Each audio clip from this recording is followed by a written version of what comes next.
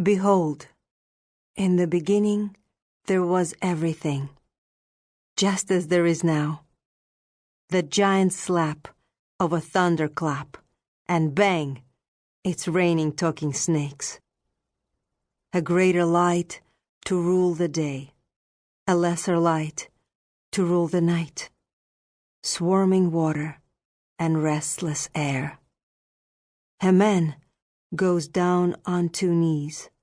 A woman opens her thighs, and both hold their breath to listen. Imagining God's footsteps could be heard in the cool of the day. But God walks silently along the bank of the muddy river that flows out of the garden, the river that divides and becomes many. Usa, Kolva, Yuk, Onega, Narva, Opsha, Luga, Ohta, Aloysha, Сестра, Uver, Ayat, Volga, Kama, Neva, Ob. From the windows of the house that was my childhood home, I heard a river running. The Tura hurried past our village to join the Tabol, and the Tabol joined the Irtish, and the Irtish joined the Ob, and the great Ob carried our cries and emptied them into the Kara Sea, which, being frozen, preserved them like flies in amber. Go on, Alyosha said whenever I fell silent. Please, Masha, I like to hear your voice. And I did. I told him about my father, about me, about Siberia.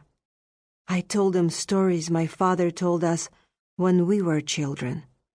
I did whatever I could to distract him.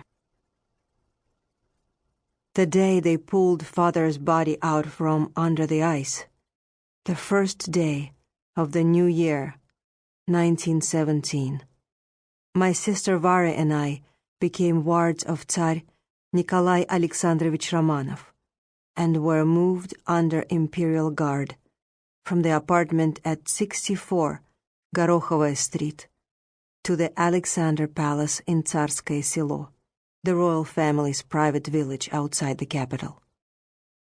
18 years old, I hardly felt I needed a new set of parents, even if they were a Tsar and Tsarina. But every week brought more strikes and increasing violence to St. Petersburg.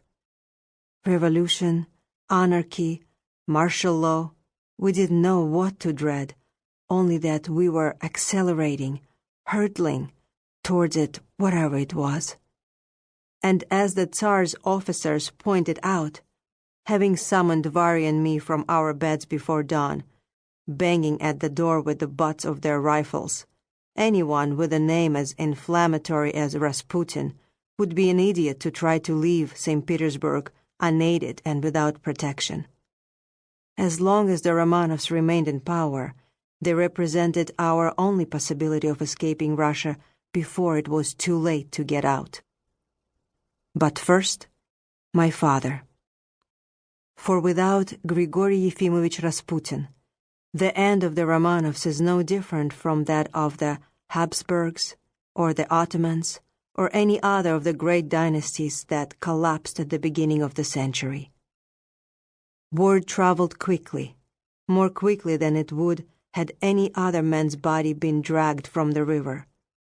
After I signed a paper confirming that the deceased was indeed my father, missing by then for 3 days, the police escort was to return Varya and me to Gorokhovaya Street to gather our clothes and what few things we cared to keep.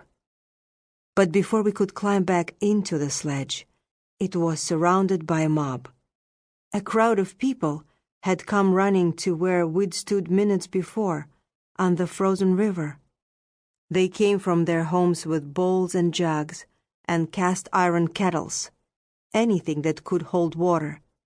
Some ran pouring wine and vodka, even perfume, into the gutters as they hurried to the Neva to fill their newly emptied bottles.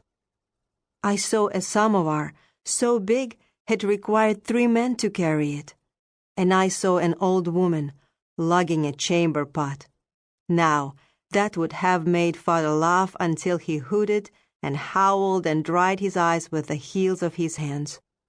The idea of a withered crone ladling his ghost into her chamber pot.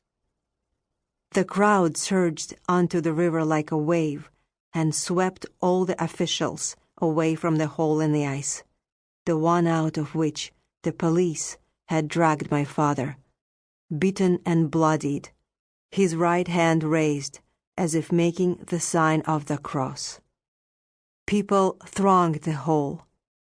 They fell on their knees, praying and weeping. The common people, the people my father loved, all along they understood what the intelligentsia were too blind to see. They wanted the water that touched my father as he was dying, the water into which his soul had passed, through which it had swum.